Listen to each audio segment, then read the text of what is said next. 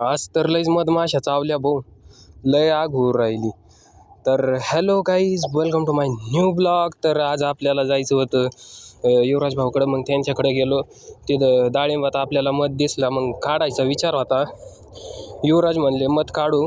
तर आपण त्यांचं ऐकलं नाही. त्याला म्हणलं दगड मारू का त्याला, तर ते म्हणाले नको मारू. तर आपण कोणते ऐकणार होतो. तर एकदा म्हणलं नाही मारीत, तर नंतर घेतला दगड आणि दिला मधाला ठेवून. तर मग लागल्या मधमाशा माग. मग पळालो तेवढ्यात युवराजला म्हणलं चलो फिरायला जाऊ. मग दोघं निघालो फिरायला. तर युवराज भाऊ म्हणे तुला चल कुंड दाखवतो.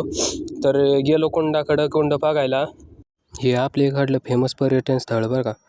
मग काय फोटो काढावा म्हणलं. मग फोटो काढायला उतरलो खाली. मग फोटो काढले, पण चढताचे आहे ना.